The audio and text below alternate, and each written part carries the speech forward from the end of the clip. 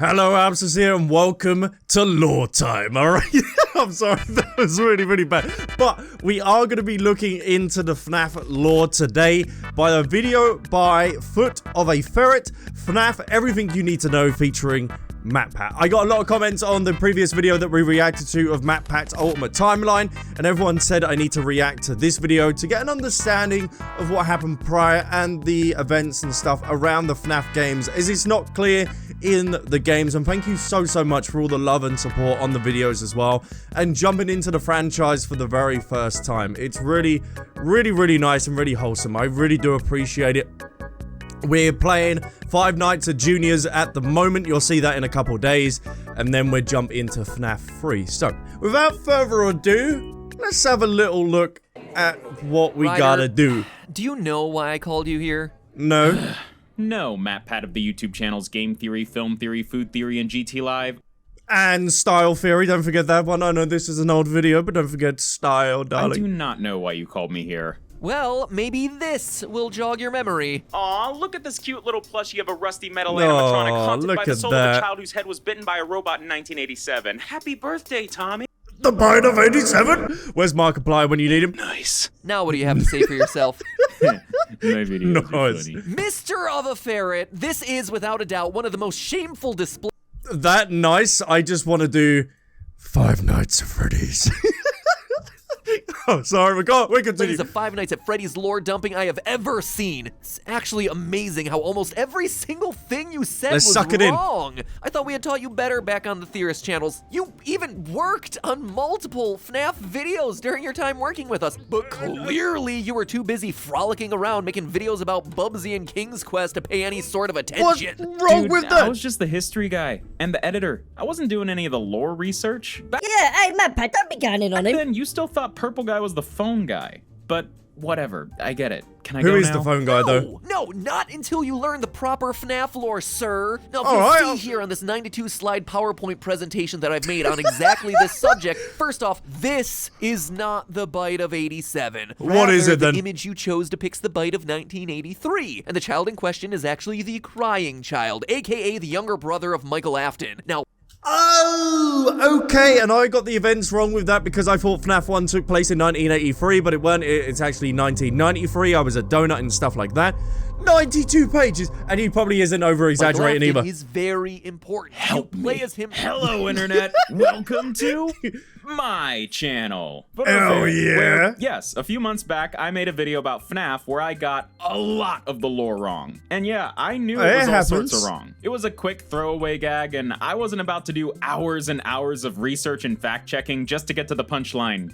Nice. But even so, I want to make things up to any of the FNAF lore buffs whose heads may have exploded at the amount of inaccuracies I managed to squeeze into 15 seconds. And is any of you watching? Did any of your heads squeeze and explode while maybe you're watching this video or this one that you did watch? Let me know in the comments. So I decided to call in some help from the resident FNAF expert of the whole internet, MatPat from Game Theory. Hello, Internet. Welcome to... Yeah, I already did that bit.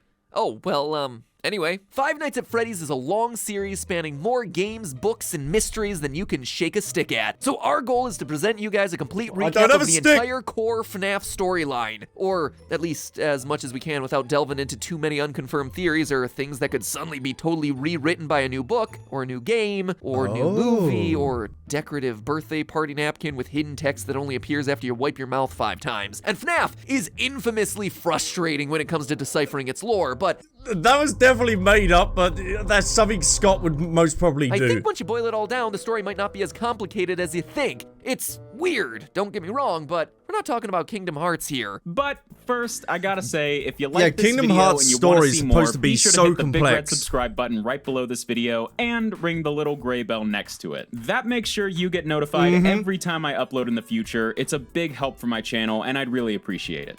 Yeah, please. Cherry on top, subscribe, please. We're trying to hit 100k. This is the only time that I'm going to be shilling. Also, subscribe to Ferret as well, but also help your boy out to reach 100k to get a little plaque on the wall. I'd much appreciate it. Thank you so much. Also, there's plenty of really cool Photo Affair merch for sale at the link in the description or in this little banner right below this video. But yeah, enough of that. So get comfortable. We're gonna be here for a while. This is everything you need to know about Five Nights at Freddy's. So hey, it's the 70s. Ain't this just a time? Well, it certainly was for these two guys named William Afton and Henry Emily. These guys are a couple of inventors specializing in building robots and animatronics. They're also family men. William has a wife, a daughter, and 2 sons, while Henry has a daughter named Charlotte. So we got 2 groovy 70s dudes building robots to support we didn't know about Charlotte in the previous video. One little snag. William Afton is a crazy person. I'm not really sure why, but William Afton has this insatiable desire to, kill children, but I'm sure that won't be a problem anytime soon. So instead, let's focus on this new restaurant in town that just opened, Fredbear's Family Diner. A small, locally owned family restaurant that commissions William and Henry to create some fun Chuck E. Cheese style animatronic No, that's still weird. They are Chuck E. Cheese. What was you thinking with this? Like, what is that? I'm surprised anyone went to Chuck E. Cheese. That'd give me nightmares.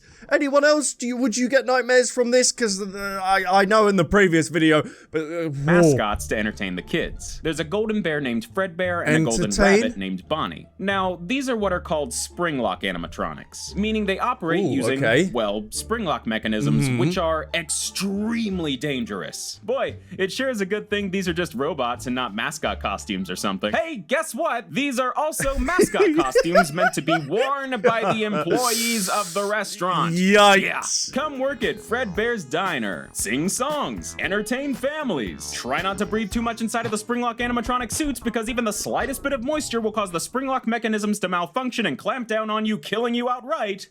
Cook pizza. So despite this gigantic safety hazard, Fredbear's becomes a pretty popular spot for birthday parties, attracting some real good business. But things start going downhill real fast. So one night, Fredbear's is hosting a birthday party, and one of the kids attending is Henry Emily's daughter, Charlotte. But during the party, Charlotte accidentally gets locked outside in this dark alley behind the restaurant. Suddenly, a mysterious purple car drives up and out steps William Afton, who kills Charlotte outside of Fredbear's Diner and gets away scot-free. What in the Joker is that? What? Okay, wow. Revelation, big boom. Okay, wow. So does Henry ever find out about this?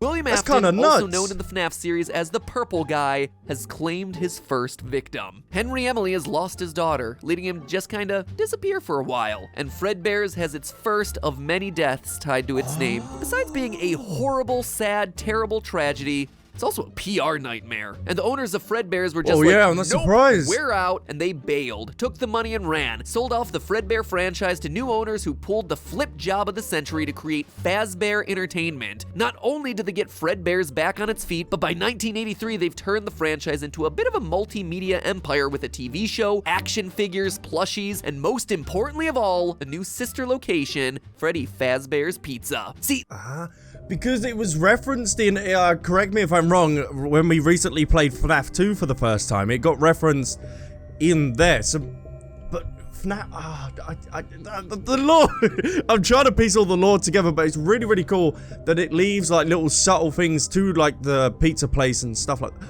But Henry losing his daughter to William Afton is nuts. This newly revamped Fazbear franchise introduced a slew of new characters to the lineup. The TV show was named Fredbear and Friends, after all. So they added a chicken named Chica, a pirate fox named Foxy, and a non-golden bunny and bear named Bonnie, and of course, Freddy Fazbear. Y'all know these guys, right? Remember back in 2014 when FNAF was just these guys? Feels like decades. But yeah, Freddy, Bonnie, Chica, and Foxy become the faces of the new hit restaurant, Freddy Fazbear's Pizza. And things seem to be back on the up and up for Fazbear Entertainment, which of course means one thing: somebody's about to die. While Freddy's is up and running, Fredbear's has gotten back to business as usual. Seems to be doing fine for itself since, you know, that one time a kid died. Enter William Afton's youngest son, the crying child. Oh, Why is he no. crying? Well, it's implied that he has a pretty intense fear of the animatronics his dad makes. And his older brother, Michael Afton, yeah, I was about to say, likes he's to bullying torment the kid by dressing Yeah. up as Foxy to jump scare him. The kid really just can't catch a break, man. He's clearly terrified of the animatronics, but is basically forced to be around them. Which leads us to one fateful day in 1983 where the crying child is celebrating his birthday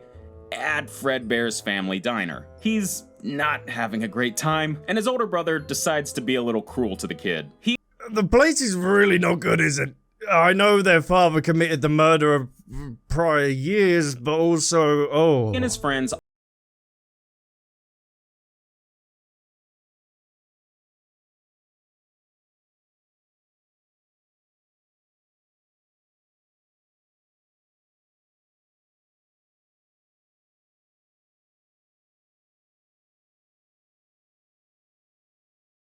let's do the math here. One Springlock animatronic suit with a very low tolerance for moisture, plus one horrified child crying rivers of tears equals...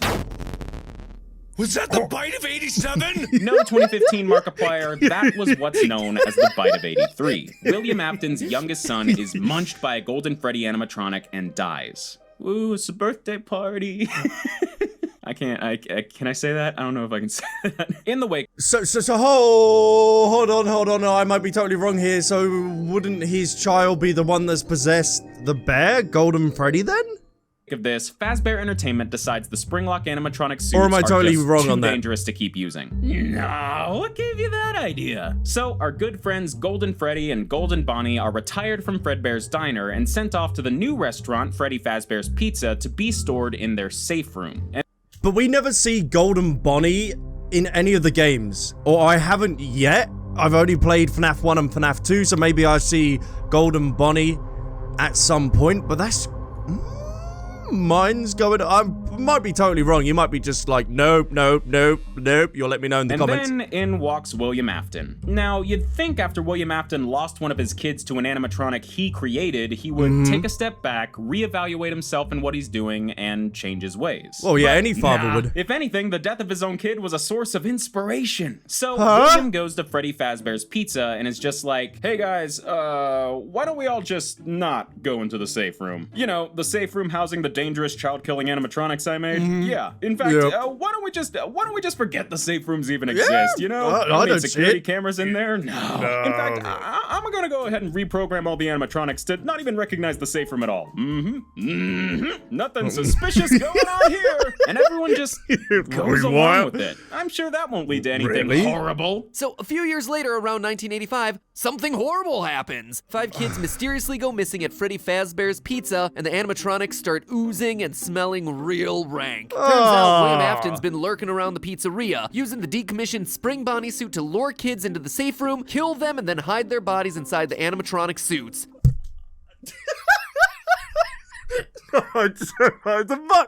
What? Okay, this guy's a bit of a fruity. Like, what? Okay, so we got 5 children that have died, so 6 including Charlotte. Okay, why? Where's the logic here? I get that you're kind of messed up, Mr. Afton, but what on earth are you hoping to accomplish by stuffing your victims into animatronics that are around dozens of people every single day? Naturally, this sparks an investigation that eventually leads to Freddy Fazbear's Pizza shutting down. So let's take a break from the robot bunnies and talk about something that's a little less scary. Clowns. Yeah, really. See, while William Afton was going around killing kids, he still found time to develop some animatronics here and there. And when he wasn't building terrifying robot animals, he was building terrifying robot people. All of them had this creepy circus theme, like this ballerina named Ballora, this balloon boy named Balloon Boy. And no, I call him Thumper, the way he thumps through the vents and you hear him all the time. Hello? thumper, ladies and Most gentlemen. importantly, this little girl named Circus Baby. Afton also redesigned some of the old Fazbear crew to fit the circus vibes as well. All that, and he still that's finds time sister for his locations, hobbies. isn't it? How does he do it? These are the Funtime animatronics. Bright, shiny, happy. They seem harmless, right? Well, underneath the clown makeup were some interesting design choices. See, at this point, Afton has seen how effective his animatronics can be when it comes to helping commit his crimes. So he designed the Funtime crew with some advanced features that, to be frank, pretty sus, as if they're specifically designed to lure and kill children. I wonder what will happen. Now, the details get a little fuzzy here, especially in terms of the timeline, but from what I can tell, the plan was to have these animatronics available to rent out for birthday parties and events, housing them in this crazy underground storage facility. In addition, some of these animatronics were set to become the face of yet another Fazbear sister location, Circus Baby's Pizza World, set to swoop in and fill the hole in the market left when Freddy Fazbear's Pizza shut down. But that plan kind of fell through due to an accident involving William Afton's daughter. Because, surprise, when you make animatronics specifically designed to lure and kill kids while also having multiple kids of your own, those two things might just happen to overlap once. Well, you would think he'd put the facial recognition in so it would recognize his children as good people and not devour little munchkins. Oh, that's kind of a programming error on your behalf there, Afton. You're gonna have to slap on the wrist for that one. Okay, so Henry and Afton have both lost now their daughters. Well, Afton kind of committed murder, but the other one was kind of a mistake on his behalf. So, right as Circus Baby's Pizza World is set to open, Afton's daughter gets just a little too close to Circus Baby and is attacked by a claw that was programmed to shoot out from her torso. This kills Afton's daughter and leads to Circus Baby's Pizza World closing for good on its opening day. The Funtime animatronics are then packed up and sent back into storage, but they still move forward with the whole rental service thing, creating Circus Baby's Entertainment and Rental, meaning these guys are still ready and waiting to be rented out for your next birthday party. But hey, guess what? It's 1987 now. That's a great year. I'm sure nothing could possibly go wrong in 1987. Damn it. Yeah, even with a handful of child murders under their belt, Fazbear Entertainment decided it was time to reboot their franchise after only 4 years, opening the new and improved Freddy Fazbear's Pizza that we see in FNAF 2. The restaurant is bigger, there's new animatronics, and there are all sorts of extra security measures put in place after what happened at the last place. Playing through FNAF 2, at the moment, it is honestly my favorite one. Out of 1 and 2, I love 2. The fact that it's so much more hectic and stuff like that, and you've got, I don't know, you're not managing the power, but you're managing like the mask every single time you put down the monitor, and I love the mechanics in it. For instance, there's the new toy animatronics, all based on a series of Fazbear action figures. Yeah, they're the family-friendly ones. Yes, they're somehow cuter and creepier at the same time, but most importantly, the toy animatronics are packing some super advanced for the 80s facial recognition technology, scanning for potential predators. However, that doesn't stop William Afton from going for round 2. Oh, so the facial recognition wasn't actually in effect until FNAF 2, so he couldn't have even put that technology into Circus Baby then. The same exact spring Bonnie suit to lure and kill kids at the pizzeria. But this time, things are a little different. Afton commits his second series of murders, sparking yet another investigation of Freddy Fazbear's Pizza, so the restaurant is just about to close down, but first, they got one last birthday party to host, which is a little worrying because the animatronics are going a bit funky. Now, there's one big detail about the FNAF lore we've not mentioned yet, and it's kind of the whole point of the story. There's a pretty hard and fast rule in the FNAF world. If you are a kid killed by William Afton or any of his creations, your soul will undoubtedly go on to possess one of the animatronics. See, it all started with Charlotte, Afton's first victim. When she was killed outside of Fredbear's family diner, her soul found a new home in the diner's security animatronic, this weird, creepy puppet. Or at least, that's how it looks to be conveyed in the games. Like we've said, this series is kind of frustratingly vague when it comes to their lore, but that is what it looks like. And from that point on, the puppet was working behind the scenes, following William Afton around to pick up the pieces he left behind and do what they could to set things right. I'm about to sound a lot like Matt here, as we see in one of FNAF 2's Atari-style minigames, the puppet gives the souls of Afton's victims new life inside of the animatronic suits. So our buddies Freddy, Bonnie, Chica, Victoria, and Foxy, yeah, all possessed by they're the haunted. previous... Way haunted. But wait, that's only There were 4 5 animatronics. Yeah, there Didn't was Purple one Guy more. kill 5 kids during the missing children's incident? Well, this is where things get a little funky again, because now we're dealing with Golden Freddy's spirit. Or should I say, spirits. So remember the bite of 1983 where the crying child got No chomped way, there's by a the Golden collision of Freddy souls animatronic? in Well, Golden Freddy? His soul is now inside of Golden Freddy, which, yeah, makes sense. But going back to that FNAF 2 minigame depicting the missing children's incident, in the very last split second, we see a 5th kid followed by a Golden Freddy jump scare. This is Cassidy, the 5th victim of the 1985 missing children's incident and the 2nd spirit haunting the Golden Freddy animatronic. Now, Have we only got one name regarding to the 5 children that were killed then, so far? Or do we have names for all the 5 children? let me tell you, Cassidy is mad at William Afton. She Oh, is I'm out not for surprised. revenge. Keep a Did pin in you this, blame her? it's important. All this is to say that the FNAF 2 toy animatronics are now most likely haunted by the souls of Afton's most recent victims. You can Yeah, tell so why are because they coming these after guys me start for? acting way more aggressive and confrontational towards adults. They're Yeah, chill they around were. kids, but if you're a grown-up, they'll start giving you the death glare. And they're not programmed to do that. So I'ma say, haunted. They're looking for revenge against William Afton. But on the day of that last birthday party, they get a tad overexcited and attack the daytime security guard, giving them a nice hard chomp on the noggin and removing their entire frontal lobe in what became infamously known as the bite of 87. Happy birthday, Tommy. Needless to say, this gets the new and improved Freddy Fazbear's Pizza closed for good. Yep. Alright, so let's tally things up. By 1987, Fazbear Entertainment has around a dozen dead kids to their name. That's almost one dead kid for every year they've existed. You really think by now they'd decide to call it a day, but nope. These guys decided to give it one more go in 1993. They went back to that first Freddy Fazbear's Pizza location, brought back the original crew, and relaunched the pizzeria feeling just so sure about it this time. So FNAF 1 is the last iteration of the pizzerias? But not actually FNAF 3, so when does FNAF... So FNAF 1 is actually based in Freddy Fazbear's 3. FNAF 3 is probably at the end of the timeline. FNAF 2 is in between. But surprise, people kinda sorta associate the Fazbear name with dead kids now, so no one comes to this new restaurant and it eventually shuts down. One rainy night, a while after the restaurant closes down and falls into disrepair, William Afton sneaks in and starts dismantling the animatronics one by one. Little does he know that those robots got ghosts in them. The souls of his victims are released and they chase Afton down. They corner him in the back room of the pizzeria and Afton starts to panic. But then, I don't really know why he would do this, but he runs over to the Spring Bonnie animatronic suit, the suit he's committed all these murders in, and hops inside. Not sure what that's gonna do against ghosts, but he seems to think it's a smart move. I think he goes into the actual suit itself because it's kind of a safety blanket, a kind of a... Well, as he's putting on, but also as well, he's putting on a mask.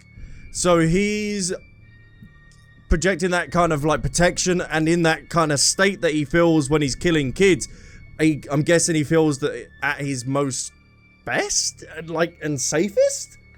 Maybe I'm looking too much into that. Remember though that these old Springlock suits are super sensitive to moisture. That's what killed the crying child back in '83. Yeah, and he's sweating out of stress and anxiety for a while now. It's pretty run down, and it's raining. So Afton piles into his murder suit, just kind of stands there for a few seconds, and chop! Springlocks fail, blood goes everywhere, and William Afton, stuck inside the Spring Bonnie suit, falls to the ground and dies. Fazbear Entertainment attempts to save face from the now baker's dozen of dead people attached to its name by completely walling off the back room, leaving Afton's body inside and just forgetting about it. That's kind of poetic though, because he gets the same comeuppance, or not the same comeuppance, but he gets the same thing that actually happened to his son as well.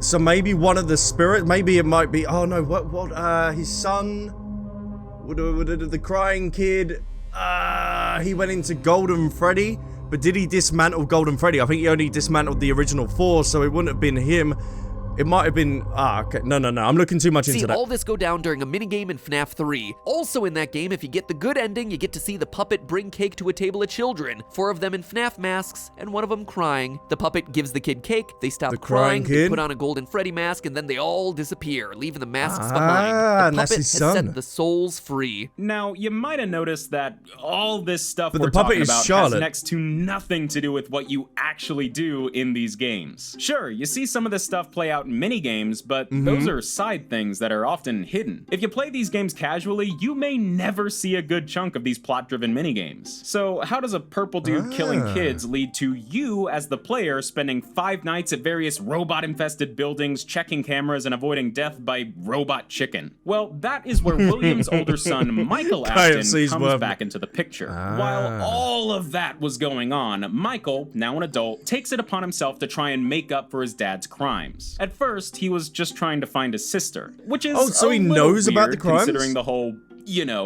being dead thing. But remember the FNAF rule. All kids killed by Afton or his robots go on to possess an animatronic. And the soul of Michael's sister is now living in the very same animatronic that killed her, Circus Baby. And it seems like William Afton...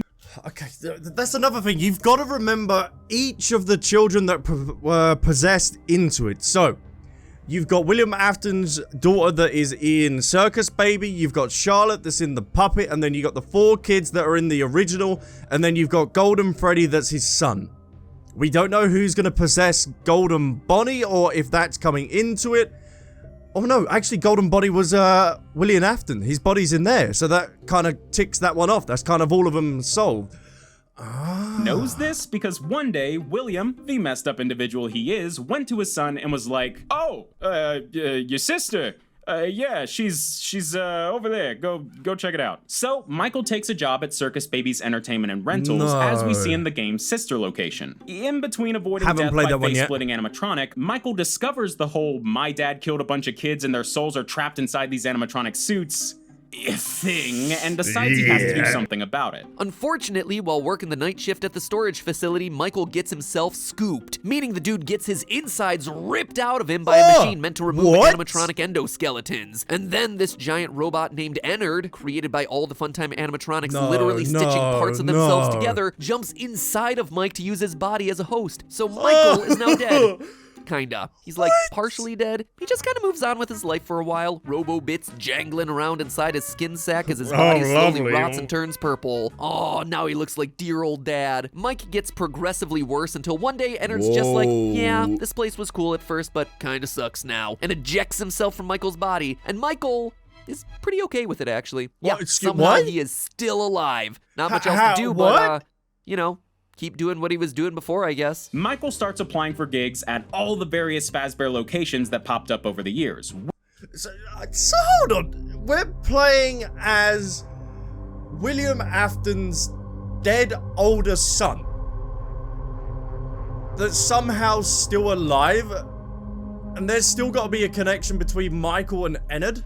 Surely there's something still with Ennard that you can discover. With the goal of setting the souls inside the animatronics free. He lands nighttime security jobs at both the bigger 1987 pizzeria as well as the 1993 FNAF pizzeria, 2, but is fired from both for FNAF tampering 1. with the animatronics to, save the souls of dead children, and for a general foul odor, because he is in fact a walking corpse. And all this comes to a head in FNAF 3 several years after the final closing of Freddy Fazbear's Pizza. The whole Fazbear name is destroyed, no doubt. But over the years... So it wasn't just the joke that you, sweated it out and completed, Night 6 or 420 mode, and they said about the odor, they were actually referring to the character you're playing. That's so cool! Became some kind of urban legend. So some random company decides to capitalize on this, creating a haunted house-style horror attraction called Fazbear Frights. The place is all decked out in Freddy Fazbear memorabilia, spooky atmosphere, everything's pee-pee yellow. They went the whole 9 yards with this place, including finding a real Fazbear animatronic salvaged from the walled-off back room of Freddy Fazbear's Pizza.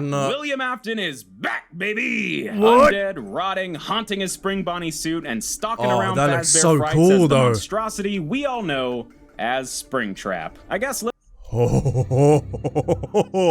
What? Oh god, that's so cool though. But the whole entire Afton family then is dead. And the only one that's still alive, because we haven't heard anything yet, is Henry. Unless Springtrap / William Afton is going to be going after Henry in one of the storylines that I haven't played yet. Living after death as a rotting purple corpse creature runs in the Afton family. But, only after a certain age. Sorry, kids. So William Afton has been unleashed back onto the world. This could be very how bad. they survive, Luckily, though. Fazbear Frights has a nighttime security guard. That's right, it's a family reunion. Father and son back together after all these years. Except now they're both technically dead and the son sets the dad on fire. Yeah! At the end of FNAF 3, Fazbear Frights burns down with Springtrap still inside.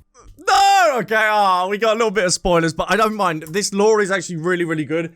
And I probably wouldn't have picked up on it unless there was a cutscene or something at the end of FNAF 3.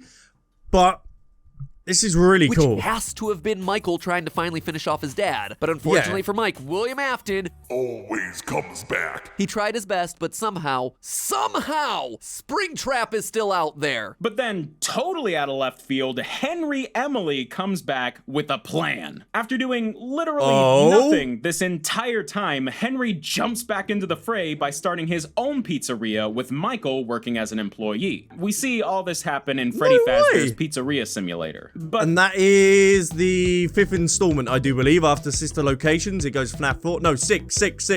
That's Beyond 6. all the arcade games and googly eyes, Henry's Pizzeria is actually just a front to gather up the last few haunted animatronics and set their souls to rest. And weirdly enough, the animatronics have changed over the years. Circus Baby was apparently kicked out of the Ennard crew, now taking the form of Scrap Baby. What's left of Ennard has now taken the form of Molten Freddy. The puppet's still kicking around as this bear called Lefty. And of course, there's Springtrap. Not much different about it, it's just Springtrap. Once the gang's all together, they're all incinerated, including Michael, and we hear the voice of Henry saying his final goodbye to the lost souls, his daughter, and his old business partner. But hey, would you look at that? William Afton is still alive! How? Okay, how the heck does this dude keep cheating death? Well, that's all thanks to Cassidy, the vengeful spirit haunting Golden Freddy alongside the crying child. She's been out for revenge ever since the 1985 missing children's incident. And when I say revenge, I mean she wants to make him suffer. Just killing him off isn't enough. And at this point, William Afton should be dead several times over. So the way, in order to finally finish off the whole Aftons, you're gonna have to lay Cassidy or Golden Freddy's soul to rest. I don't know how exactly you're gonna do that, but you're gonna have to put Cassidy down and also the son in order to actually defeat him once and for all. So you've got to take down Afton in one swoop with calming Cassidy as well. Got impaled from all angles and burned to death twice. So physically, he's not really that much of a threat anymore, but Cassidy keeps him alive to torture him, forcing him to live through a never-ending barrage of animatronic horror in his mind as we see in FNAF Custom Night. But that's just half the story, because now there's 2 William Aftons. Oh my god, okay. Follow me on this. Many years after all the tragedies of the Fazbear franchise occur, Scott Cawthon, some random unnamed video game developer who is not Scott Cawthon, the real-world creator of Five Nights at Freddy's, started making a bunch of horror games based on the stories of the Fazbear tragedies. Yep, FNAF is officially going full meta on us now. Not Cawthon's games become really popular, and Fazbear Entertainment is getting pretty ticked at the bad name the games are giving their company. As if they weren't already giving themselves a bad name. So they decide to fight fire with fire, no pun intended, creating their own VR horror game as a way of poking fun at themselves, discrediting not Cawthon, saving a bit of face, and cashing in on their own messed up past while they're at it. But as it turns out, while making the game, the dev team used a few pieces of code found on some old Fazbear Entertainment hard drives. And in that code, somehow, was a digital replication of William Afton's consciousness. What? Does this guy just not give up? Like, come on. Yeah. Yeah, we're going there. This code manifested itself in-game as Glitch Trap, a yellow bunny mascot with purple eyes who, over the course of the game, brainwashed multiple beta testers to become little William Aftons in training. All right, this is getting a little far-fetched, right? Yeah, this but is it doesn't stop nuts. there. In the FNAF VR DLC, Curse of Dreadbear, we see this whole William AI Afton mind-melding thing really take shape with Vanny, a reluctant follower of William Afton. And that's kind of like the hand-drawn suit. So that's kind of the embodiment and the original suit that he first interacted with that we learnt about last video of MatPat that we pieced together. So he's digitally put together his perfect image? We've not seen much of Vanny yet, but we know that she's someone who's played FNAF VR, was brainwashed by Afton, and is now working for him. I got that totally wrong. She wears a creepy bunny mascot costume just like Glitch Trap. And it's looking like Vanny is about to become a very important player in the FNAF story. Sometime in the near future, we're going to be getting ourselves the newest FNAF game, Security Breach. Well, that's already been out. It's been out for 2 years. It's constantly getting delayed. It's Five Nights at Freddy's Security Breach. Apparently it's really buggy, but I am looking forward to playing it. It is going to be the last one that we do play before the Ruin expansion that comes out. I'm very excited for that. My plan is to get all the games done in the mainline series before Ruin comes out, so we can play it all together when it comes out, and then start playing some of the fan games. Even though we're playing Juniors, that was really good. I think it looks really good. And if the trailers and teasers are anything to go by, which they should be, in this game, you're being hunted down by a killer bunny mascot with a woman's voice. That's Vanny! And until we see what all Security Breach brings to the table, that is where the story of Five Nights at Freddy's leaves off. So maybe the child that you play as is maybe created by Henry or even Afton's older son to try and finish this once and for all. I don't know. I know it kind of feels like we just took a hard left turn right before the end there. All this talk of AI, brainwashing, and deadly VR games actually makes all the child murder and haunted animatronics actually look normal by comparison. But to me, this feels like we've reached the end of FNAF Season 1 and are entering FNAF Season 2. At this point, FNAF is wrapping up the story we've all been decoding and piecing together since 2014, and using it as a springboard to set up all the new insane stories that we'll be trying to piece together until 2028. The main FNAF story, the story of the haunted pizzerias, missing kids, purple people in the Afton family, is largely over. A couple of pieces of it are wrapping up in the books at this point, but really, it's just done. This is officially the start of not even a new chapter, but a new saga of FNAF stories, which gotta say, super exciting, because like, back in 2014, no one could have predicted that the creepy Chuck E. Cheese game would grow to become a massive multimedia franchise about a serial child murderer who can't die. That's kind of cool when you think of it like that. It's like eras of Five Nights at Freddy's, and you can look back upon... there was someone in the comments that I spoke to. They've been a fan since Five Nights at Freddy's come out, and we were talking about the movie and stuff like that, and the fact that they said they stayed around till the movie is being made and eventually coming out is really rewarding and very nice. And it's really cool to see where FNAF is going to go in the future, and I'm looking forward to being a part of the community. Going forward, playing the games, enjoying the lore, and seeing what MatPat comes up with next. So now that FNAF is settling in on a new path, oh man, it could go anywhere, which means that I can't go anywhere. I'm stuck in it. I am stuck in this franchise until the heat death of the universe. Wish me luck. Well, Matt's gonna go and sulk in a corner for a little while, so let me just say thank you very much for watching this incredibly long video about the Five Nights at Freddy's Thank you for making it. Believe it or not, there are actually a ton more intricate details and mysteries that we couldn't even fit in this video. So if you want to go even deeper into the lore, definitely head over to Matt's channel and check out his amazing FNAF game theories. We have been doing that. If you want to hear me talk more about FNAF without going into the lore, because... oh my god, I got that for you too. Thank you for being patient with me while I put this behemoth of a video together, and I'll see you next time. DFT. Take care.